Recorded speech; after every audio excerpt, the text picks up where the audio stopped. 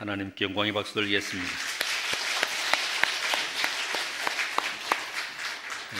우리 옆에 보면 사면 인사할까요?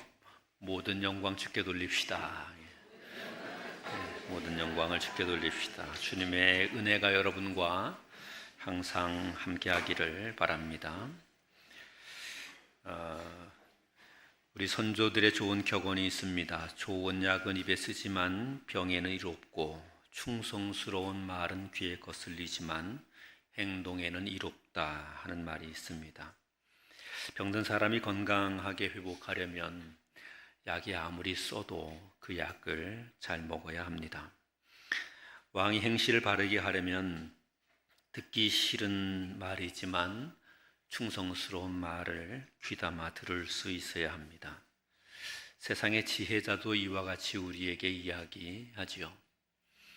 우리가 하나님 앞에서 복된 자가 되려면 하나님의 말씀이 때로는 우리 귀에 거슬리는 말씀이어도 그 말씀을 잘 들어야 합니다. 그래야 우리가 하나님 앞에서 복된 삶을 살아갈 수 있습니다. 교회는 끊임없이 개혁되어져야 합니다. 그런데 교회가 개혁을 멈추게 되면 그때부터 교회는 부패하게 되어 있습니다. 마치 물이 흘러가다가 그 물 흐름이 막히게 되면 그 고여있는 물에 썩음이 생기게 되는 것처럼 교회도 개혁을 멈추게 되면 그러면 반드시 부패하고 썩게 되어 있습니다. 성도도 마찬가지입니다. 끊임없이 개혁되어야 합니다. 개혁이라는 말에 대한 이해를 그런데 바르게 함이 참 중요합니다. 개혁된다 그렇게 말하면 사람들은 세상이 끊임없이 변하고 있는 것처럼 교회도 그렇게 변해야 된다고 생각합니다. 세상이 변하잖아. 그러니까 우리도 변해야지. 그렇게 생각하는 것입니다. 그런데 그렇게 변하는 것은 개혁이 아닙니다. 그것은 세상을 따라가는 것일 뿐입니다. 그렇게 세상을 따라가는 것은 개혁이라고 말하지 않고 진화라 진보라고 말할 수는 있을 것입니다. 그래서 성경이 말하는 개혁이라는 것이 되려면 항상 하나님의 말씀으로 되돌아가는 겁니다. 항상 하나님의 말씀으로 되돌아가야 그래야 그것이 개혁이 됩니다. 예수 믿는 우리들이 세상을 살아가잖아요. 세상을 살아가게 되면 하나님 말씀을 품고 세상을 살아가지만 하나님 말씀이 없는 세상에 살아가게 될 때에 계속해서 우리가 그 세상과 어울리는 중에 세상처럼 변하게 되는 일들이 있습니다. 어쩔 수 없이. 세상에 살아가는 동안 세상처럼 변하게 되는 우리들이 있는데 그때 하나님의 말씀을 보고 내가 하나님 말씀에서부터 이렇게 달라졌네. 그래서 다시 하나님 말씀으로 되돌려 놓는 거. 이게 개혁입니다. 교회가 여전히 세상 속에 살아가고 있죠. 세상 속에 교회 활동들을 해갑니다. 그러다 보면 세상에 여러 영향을 받게 되어 있습니다. 그래서 세상에 영향을 받게 되어 있는데 세상도 그렇게 되니까 우리도 괜찮은 줄 알고 그렇게 세상에 영향을 받은 모습으로 바뀌어 있습니다. 그때 하나님 말씀을 보면서 이게 하나님 말씀에서부터 이만큼 멀어졌구나. 다시 하나님 말씀의 자리로 갖고 와서 돌려놓아야 하는 겁니다. 이것이 개혁입니다. 교회가 이렇게 될 때 교회가 살게 되는 겁니다. 개혁이 아니라 세상의 흐름을 따라서 함께 변화해 가게 되면 세상에는 잘 적응한 것 같지만 교회가 교회로 살지 못하고 교회가 그냥 세상이 되어버리는 겁니다. 세상에 정복당한 교회가 되는 것이죠. 세상에 패배한 교회가 되는 것입니다. 그래서 우리는 끊임없이 우리의 신앙을 그리고 우리 교회의 모습을 하나님 말씀의 자리로 되돌려 놓는 일들을 해야만 합니다. 저는 우리 교회가 참된 개혁을 이루는 교회가 되기를 바라고 그래서 하나님께서 기뻐하시는 교회가 되기를 우리 주님의 이름으로 축원합니다. 오늘 본문의 말씀은 예수님께서 이 갈릴리 지방에서 복음을 전하시게 되고 또 여러 기적들도 나타내셨습니다. 안식일에 회당에 들어가셔서 거기에서 회당에서 병든 분들을 고쳐주시는 일을 했습니다. 그게 안식일에 행하셨죠. 안식일에 그런 일들을 행하게 되니까 안식일에 그 회당을 관장하는 회당장이 몹시 기분 나빠하게 된 것입니다. 어떤 병자가 고침받은 것 그것 때문에 기분 나쁜 것은 아니었을 것 같고, 예수라는 분이 병자를 고치게 되니까 주변에 있는 사람들의 시선이 모두 예수님에게 쏠리게 된 것이죠. 주변 사람들이 볼 때, 이 예수라는 분이 진짜 선지자구나, 이 예수라는 분이 대단한 분이구나 하면서 온통 마음이 예수님께로 향하게 된 겁니다. 회당장 입장에서는 그 교회에서, 그 회당에서 누가 대장입니까? 내가 대장인데 어서 굴러먹다 온 개벽다구 같은 놈이 내 자리를 뺏어간 겁니다. 열 받겠습니까? 안 받겠습니까? 열 받았지요. 그런데 꼬투리가 잡혔습니다. 어떤 꼬투리요? 안식일에 이 일을 했습니다. 안식일을 어긴 겁니다. 회당장이 그걸 꼬투리를 잡고 예수님에게 비판을 쏟아냈지요. 어떻게 안식일에 이런 일을 할 수 있느냐? 이건 죄다, 범죄다, 이러면서 예수님을 정죄하려 합니다. 그때 예수님께서 내가 왜 안식일에 이 일을 하시게 됐는지에 대하여 설명하십니다. 안식일은 하나님이 우리에게 자유를 주시는 날인데, 너희가 이 자유를 주시는 날에 다른 것들을 가지고 하나님 백성들을 옥죄고 있어서 마치 귀신에 사로잡혀 고통을 당하는 것처럼 하나님 백성들이 고통을 당하고 있다. 하나님 백성들에게 참된 자유가 주어져야 된다 하는 사실을 이야기하고, 하나님께로부터 오신 예수 그리스도, 그분이 참된 자유를 주시는 분이심을 나타내시고 선포하시게 된 것이지요.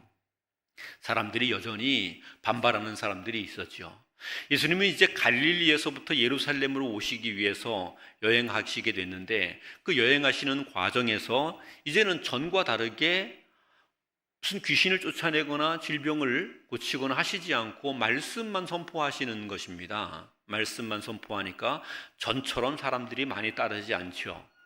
그래서 주변에 있는 사람들이 말합니다. 선생님, 사람들이 많이 선생님을 따르지 않습니다. 그러니 이제 말씀만 하지 마시고 좀 기적도 행해 주시고 좀 능력도 나타내 주시고 그래야 되지 않겠습니까? 아니, 교회에 왔으면 목사님이 안수기도 해가지고 병도 좀 낫고, 목사님이 안수기도 해서 문제도 좀 해결되고 그래야 되지, 매일 졸리는 설교만 그렇게 하십니까? 예수님 그렇게 설교만 맨날 그렇게 하시면 사람들 다 떠납니다. 그러니까 방법을 좀 바꿨으면 좋겠습니다. 좀 색다른 퍼포먼스도 좀 해줬으면 좋겠습니다. 막 귀신 들린 사람 막 고쳐주고 여기 앉은 병이 일어나게 하고 이러면서 좀 퍼포먼스도 좀 해주셔야, 그래야지 예수님 따르는 사람이 많지 않겠습니까? 예수님이 그것에 대해서 단호하게 이야기하시죠. 야, 그런 퍼포먼스로 구원받는 게 아니야. 무슨 기적을 행하는 것으로 구원받는 게 아니야. 뭐 방언을 쌀라쌀라 된다고 구원받는 게 아니야. 무슨 신유의 은사를 가지고 병 고쳤다 그래서 그것으로 구원받는 게 아니야. 내가 안식일에 병든 자를 고치기는 했지만 그 안식일에 병든 자를 고치는 그것으로 그 사람이 구원받는 게 아니야. 하나님의 말씀을 들어야 되는 거야. 하나님 말씀이 너를 구원하는 거야 하는 사실을 말씀하게 됩니다. 여기까지 지금 제가 설명한 것이 지금 누가복음을 계속 강해오는 동안에 제가 여기까지 드렸던 말씀입니다. 이렇게 예수님이 말씀이 중요하다는 이야기를 하시고, 그리고 난 다음에 오늘 본문의 이야기를 하시는데 31절 말씀을 같이 한번 읽어보겠습니다. 31절 시작. 그때에 어떤 바리새인들이 나와서 이르되 나가서 여기를 떠나소서, 헤롯이 당신을 죽이고자 하나이다. 아멘. 예수님께서 그런 가르치심을 하고 있었습니다. 그때 바리새인이라는 사람이 예수님께 왔습니다. 그래서 이렇게 말하는 겁니다. 선생님, 여기에서 나가십시오. 여기를 떠나십시오. 헤롯이 당신을 죽이려고 합니다. 여기 있으면 죽습니다. 그러니까 빨리 딴 데 가십시오. 이렇게 이야기합니다. 우리말 성경을 읽어보고 읽다 보면, 야, 이 바리새인이라는 사람이 참 착하다. 그렇죠? 바리새인은 참 착하다. 예수님이 여기 있으면 낭패를 보고 고통을 당하게 될 것 같으니까 다른 데 가시라고, 여기 있으면 고통을 당하니까 다른 데 가셔서 죽지 말고 사시라고, 그렇게 마치 예수님을 배려하는 것처럼 되어 있습니다. 그런데 이 본문을 읽으려면 조금 자세히 잘 읽어봐야 됩니다. 예수님이 여기에 이 바리새인이라는 사람을 통해서 지금 이야기를 하게 했잖아요. 바리새인이라고 되게 표현하게 될 때에 이분이 예수님의 제자인 경우에는 예수님의 제자란 말을 함께 적어 놓습니다, 성경에. 그런데 그냥 바리새인이라고 적어둔 경우에는 예수님의 제자가 아닌 경우가 대부분입니다. 다시 말하면 이런 거죠. 이 사람은 예수님의 대적인 것이죠. 예수님의 대적이 이렇게 말하는 겁니다. 여기를 나가라. 안 그러면 헤롯이 너를 죽일 것이다. 그렇게 말하는 거예요. 이것은 협박의 말입니다. 여기서 자꾸 갈릴리 지역에 다니면서 사람들 들쑤시고 지금 이 갈릴리 지역에 내가 바리새인이고 내가 여기에서 그래도 영적으로 지도자이고 여기에서 무슨 하나님의 말씀을 가르치고 내가 여기에서 권력자인데 그런데 니까지 와가지고 왜 이 판을 지금 흐려놓고 있느냐? 네가 여기 와가지고 뭐 말씀 가르친다 그러고 기적을 행한다 그러고 하나님의 말씀을 전한다 그러고 하나님의 나라가 어쩌고 저쩌고 이렇게 이야기하면서 그러면서 사람들을 자꾸 왜 현혹하고 있느냐, 헷갈리게 하느냐, 왜 기존의 질서를 깨뜨리느냐, 네가 여기 계속 있게 된다면 내가 너를 가만두지 않고 헤롯에게 이야기해서 헤롯에게 말해서 헤롯으로 하여금 너를 죽게 할 거다. 그렇게 이야기하고 있는 거죠. 그렇게 이야기하는 겁니다. 하나님의 말씀을 듣게 될 때에 사람들에게 다양한 반응들이 있습니다. 사도 베드로가 하나님 말씀을 선포했습니다. 예루살렘 성전에서 말씀을 선포했습니다. 그때 수많은 사람들이 형제여 우리가 어찌할꼬 이러면서 회개하고 돌아왔습니다. 그래서 초대교회가 위대하게 세워진 것이죠. 스데반 집사가 예루살렘 거리에서 똑같이 외쳤습니다. 형제들이여 하나님 말씀을 들어라. 예수를 믿어라. 예수 그리스도가 구원이다. 이스라엘 민족의 역사를 이야기해가면서 하나님의 구원의 손길이 이러이러하다. 이러면서 예수님을 선포했습니다. 그랬더니 유대인들 가운데에 이 분노를 참지 못하고 일어난 사람들이 스데반을 돌로 때려 죽였습니다. 말씀을 듣는 태도와 자세는 이렇게 판이하고 다릅니다.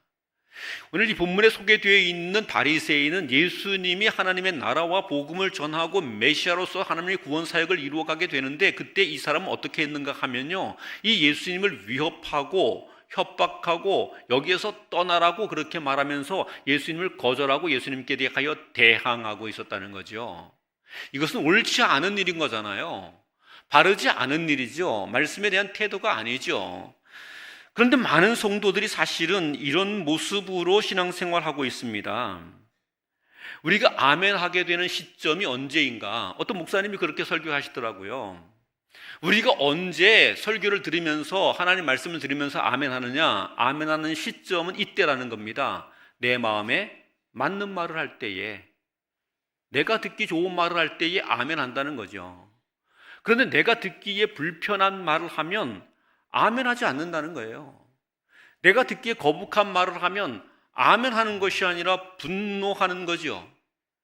교회에서 힘 없는 분들은 목사가 듣기 거북한 말을 하면 기분 나빠 이런 정도로 끝나는데, 교회에서 조금 힘이 있다는 분들은 이것 봐라, 가만히 두면 안 되겠네, 손 좀 봐야지, 심지어는 저거 죽여버려 이러기도 한다는 거죠.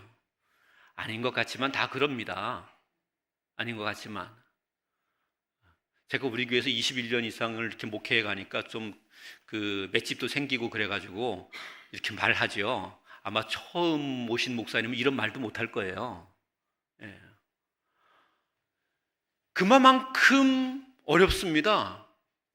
어렵습니다. 성도들 중에 이렇게 생각하는 분들이 있어요. 목사가 누구를 타겟으로 놓고 설교한다고. 타겟으로 놓고 설교 죽어도 못합니다. 왜 그러냐면요, 죽을까 봐 타겟으로 놓고 설교 못합니다. 누구를 타겟으로 놓고 설교할 수 있을 정도 목사면 정말 대단한 목사입니다. 목사는 그렇게 못합니다. 목사는요, 성도들 중에 주의를 범하는 사람이 있으면 주의를 범하지 말라고 설교를 못합니다. 그 사람 상처 입을까 봐. 대부분 그렇습니다. 어떤 일들이 생겼어요. 문제가 생겼어요. 그러면 그런 문제가 생겼으면 그 문제에 대해서 말을 못합니다. 왜요? 그 사람 때문에 말을 못합니다. 설교해야 할 일이 있는데도 그 본문에서 그 사람 때문에 그 본문의 내용을 뺍니다. 왜요? 그거 잘못 전하면 그 사람 시험 들고 그것 때문에 목사가 곤경에 처하니까 안 합니다. 그런데 목사가 말씀을 전하는데 하나님 말씀을 전하여서 그 말씀이 내 마음을 때렸어. 그러면 목사가 나를 공격했다고 생각하시면 안 됩니다. 하나님의 말씀이 나를 때렸다고 생각하셔야 됩니다. 하나님의 말씀이 나를 때리는 겁니다. 원래 하나님의 말씀은 우리를 때립니다. 원래 하나님의 말씀은 우리가 세상을 살아가잖아요. 예수 잘 믿는 나로 세상을 살아가지만 조금 전에도 말씀드렸다시피 세상을 살아가는 동안에 세상에 좋아하여 살아가고 세상과 뭔가 합의하며 살아가야 되잖아요. 그렇다 보면 우리의 방향이 하나님 말씀에서부터 세상 쪽으로 조금씩 틀어집니다. 조금씩 틀어집니다. 그때 하나님께서 하나님 말씀을 선포하시는데 그러면 이렇게 되는 거예요. 네 삶이 세상에 하나님 말씀에서부터 이만큼 틀어졌어. 네 삶이 하나님 말씀의 거리에서부터 이만큼 멀리 갔어. 이렇게 말씀하게 돼 있어요. 그래서 하나님 말씀은 끊임없이 우리를 공격합니다. 끊임없이 우리를 지적합니다. 끊임없이 우리를 때려는 꼬집고 쑤십니다. 괴롭게 합니다. 그때에 어떠한 사람이 되어야 하느냐는 거예요. 오늘 이 바리새인들은 당신이 지금 우리 동네 와서 계속 그런 식으로 무리를 일으키면 내가 헤롯의 힘을 이용해서 너를 죽여버릴 거야 라고 지금 바리새인이 말한 거죠. 혹시 우리의 태도는 그렇지 않는가를 보아야 합니다. 하나님의 말씀이 나를 공격해 오면, 하나님 말씀이 내 심장을 파헤치면, 하나님 말씀이 내 삶을 뒤집어 놓으면, 그러면 거기에 납작 엎드려서 하나님, 내가 하나님 앞에 잘못했습니다 하고 내 삶의 방향 길을 말씀에 맞춰야 되는 거죠. 그런데 하나님 말씀이 내게 왔는데 이게 뭐야 하면서 그 말씀을 꺾어버리려고 하면, 그러면 그때부터 우리는 심각한 지경에 이르게 된다는 사실입니다. 말씀을 선포해 보면 그렇습니다. 그 말씀을 가지고는 공격을 안 해. 잘못했다 그러잖아. 그러면 이 말씀을 가지고 공격 안 해. 그러다가 목사에게서 꼬투리를 찾아. 그리고 목사를 공격해. 목사에게서 꼬투리를 찾아요. 목사도 완전하지 않잖아요. 목사에게 꼬투리를 찾아. 그리고 목사를 공격해요. 바리새인의 모습이라는 거예요. 이러면 교회가 안 서요. 거룩한 교회의 개혁이 안 일어나요.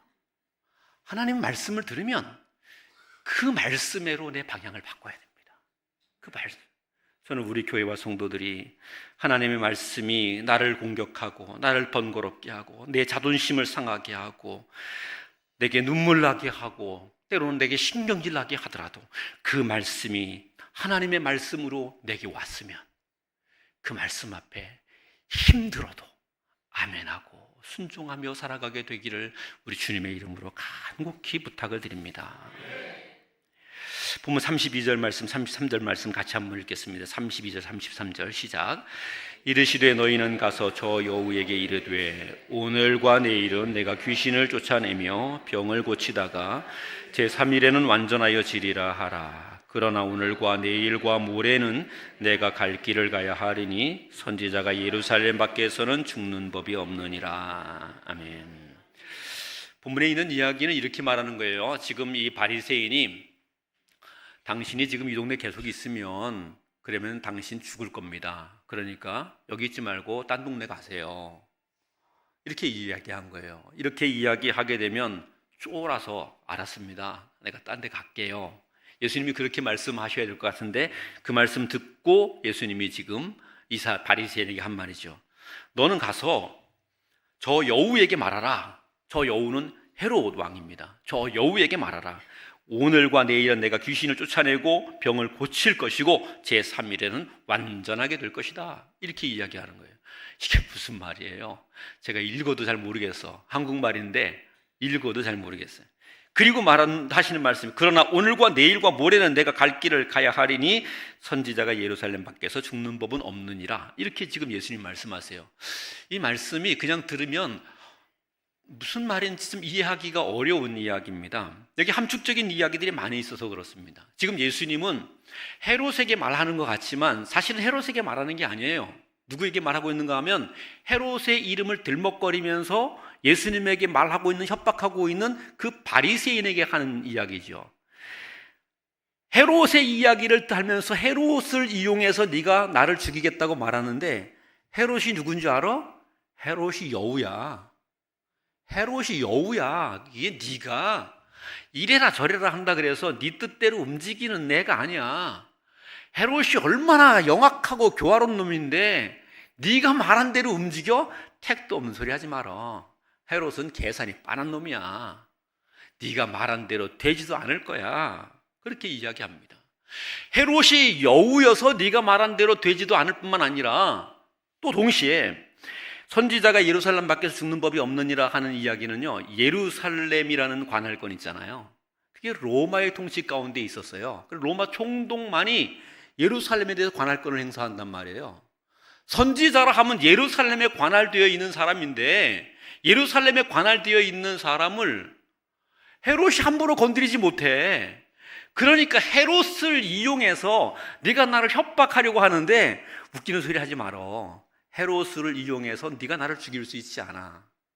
하나님께서도 내가 헤롯의 손에 죽게 하지 않으셨어. 내가 죽을 자리는 따로 있어. 나는 예루살렘에서 죽게 될 거야. 그런데 헤롯의 손에 죽는 것은 아니야. 그러나 내가 예루살렘으로 향하여 가면서 거기에서 하나님 말씀을 전하고 하나님의 기적을 나타내고 귀신을 쫓아내고 병든 자를 고치고 하는 일들을 여전히 하면서 하나님의 복음을 전할 거야. 그리고 내가 죽는 것처럼 보이게 되는 그때에도 나는 완전하게 될 거야. 이렇게 이야기하시는 거예요. 제3일에 완전하여지리라. 이 이야기는 예수님께서 십자가에서 죽으심으로 모든 것을 완성하심에 대한 이야기를 함축적으로 가지고 옵니다. 그러면서 주님께서는 지금 이 말씀을 통해서 어떤 이야기를 말하고 있는 것인가 하면요, 내가 하나님 말씀을 대적하고 거절했지, 하나님 말씀을 전하는 것에 대해서 네가 위협하고 협박했지. 그런데 네가 위협하고 협박한다고 하나님의 말씀이 없어지거나 소멸되거나 하나님 말씀이 무력해지지 않아.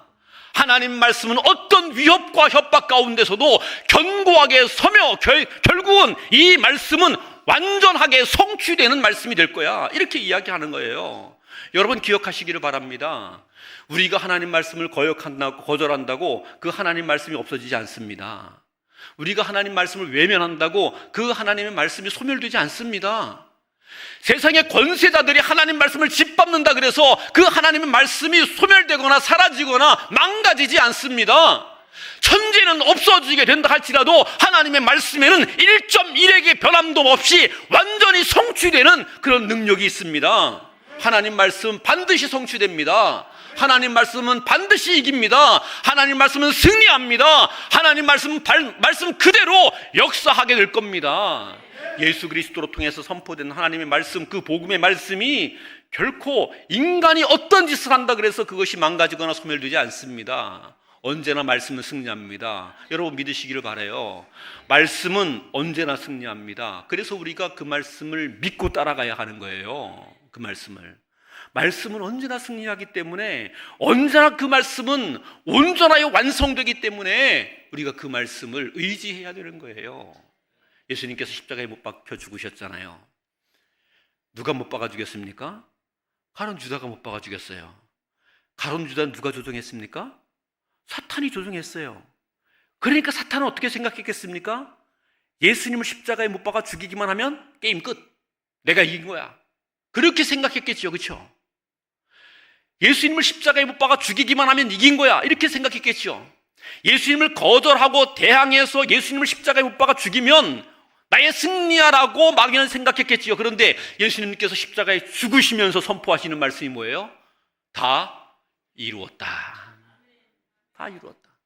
그리고 난 다음에 나타나는 역사는 뭐예요?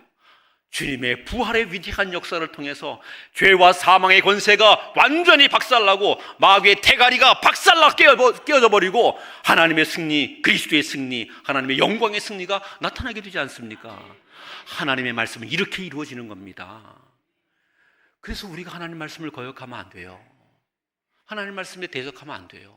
도전하면 안 돼요. 우리에게 하나님 말씀이 전해졌을 때 불편했고, 우리에게 하나님 말씀이 전해졌을 때 기분 나빴고, 때로는 자존심 상했고, 우리에게 하나님 말씀 전해졌을 때 분노가 치밀어 올랐었더라도 하나님 말씀이 옳습니다 하고 그 모든 것을 내려놓을 수 있는 저와 여러분이기를 바랍니다. 그래야 사는 겁니다. 그래야 사는 겁니다. 우리 마지막 절 같이 한번 보겠습니다. 34절, 35절 말씀 같이 한번 보겠습니다. 시작. 예루살렘아 예루살렘아 선지자들을 죽이고 내게 파송된 자들을 돌로 치는 자여, 암탉이 제 새끼를 날개 아래 모음과 같이 내가 너희의 자녀를 모으려고 한 일이 몇 번이냐. 그러나 너희가 원하지 아니하였도다. 보라, 너희 집이 황폐하여 버림받으리라. 내가 너희에게 이르노니 너희가 주의 이름으로 오시는 이를 찬송하리로다 할 때까지는 나를 보지 못하리라 하시니라. 아멘. 이 본문에서 이제 예수님께서 예루살렘에서 죽는다는 말씀을 하시잖아요. 예루살렘에서 죽을 것에 대한 말씀을 하시면서 이렇게 이야기합니다. 예루살렘아 예루살렘아 선지자들을 죽이고 내게 파송된 자들을 돌로 치는 자여. 이렇게 이야기해요. 이들이 무슨 짓을 했다는 거예요? 하나님 말씀이 선포될 때에 그 말씀을 받아들였다는 거예요? 아니에요. 그 말씀을 없애려고 했다는 거예요. 그 말씀을 죽이려고 했다는 거예요. 본문에 예루살렘이라고 표현된 이 예루살렘아 예루살렘아라고 외친 말이 예루살렘 땅에서 이루어지는 일이기 때문에 예언적으로 성취되는 이야기이기도 하지만, 지금 이 이야기가 소개되고 있는 현장에서 보면 바리새인이 예수님께 말했고요, 예수님께서 예루살렘이라는 데까지 이야기를 끌어와서 예루살렘아 예루살렘아 그랬어요. 그러니까 이 예루살렘아 예루살렘은 라고 부른 것은 당시 종교 지도자들, 바리새인 이런 사람들을 의미하는 것이겠죠. 하나님의 말씀을 거역하며 마치 당시 유대교의 최고의 권력을 갖고 있는 사람으로, 종교적인 권력을 갖고 있는 사람으로, 종교적인 지도력을 갖고 있는 사람으로, 최고의 권력을 갖고 있는 사람으로 하나님 말씀을 거역하고 있던 바리새인들, 그런 사람들 말하는 거겠죠. 그런 사람들을 예루살렘아 예루살렘아 이렇게 부르면서 말씀하는 거예요. 선지자를 죽였고 파송된 자들을 돌로 쳤다. 그런데요, 그 다음 말씀이 기가 막혀요. 암탉이 제 새끼를 날개 아래 모음과 같이 내가 너희 자녀를 모으려 함이 몇 번이냐. 이 말씀이요, 얼마나 가슴 아픈 말인지 모릅니다. 얼마나 가슴 아픈 말인지. 우리가 하나님 말씀을 들으면서 이렇게 이야기해요. 기분 나쁘다고, 자존심 상한다고, 열받는다고, 어떻게 이런 말을 할 수 있느냐고, 때로는 강단에서 하나님 말씀이 선포되면요, 어떻게 목사님이 이렇게 말하냐고, 사랑이 없다고, 어떻게 그런 이야기를 말할 수 있냐고 이러면서 막 자존심 상해해요. 섭섭해해요. 주님이 이렇게 말하는 거예요. 너 섭섭하다고 들은 그 말, 그거 있잖아. 암탉이 제 새끼를 날개 아래 품으려고 몇 번이나 애쓰는 주님께서 너를 품으려고, 너를 안으려고, 너를 사랑해서 너를 위해 십자가를 지면서까지 너를 품으려고 너에게 주는 사랑의 메시지야. 그렇게 이야기하는 거예요. 여러분을 공격하는 말이요, 나가서 죽으라고 공격하는 말이 아니에요. 강단에서 선포되는 하나님 말씀이 여러분 이 말 맞고 맞아 죽으라고, 이 말 맞고 열받아 죽으라고 선포하는 말이 아니에요. 암탉이 그 새끼를 품에 안는 것처럼 주님이 여러분을 뜨겁게 품으시는 겁니다. 가슴 아프게 품으시는 거예요. 눈물로 품으시는 거예요. 여러분 자녀들 때려보셨죠? 안 때려보셨습니까? 저는 우리 아이들 삼형제 많이 때려봤습니다. 조그만 아이를 매를 들고 때리는데 가슴이 부들부들 떨려요. 그 종아리를 보면 때릴 데가 없어. 매가 왜 그렇게 커 보이는지 몰라요. 때릴 데가 없어. 그런데 이걸 들고 때려야 되는 거예요. 이걸 들고 때려야 되는 거예요. 살살 때리면 교훈이 안 돼. 세게 때려야 되는 거예요. 눈물로 때립니다. 울면서 때립니다. 울면서 때립니다. 저는 아이들에게 잘못한 것이면 너 잘못했지, 몇 대 맞으면 되겠니? 물어봐요. 자기가 자기 판단을 하라는 거죠. 몇 대 맞으면 되겠니? 그러면 애들이 겁도 없이 100대 막 이래요.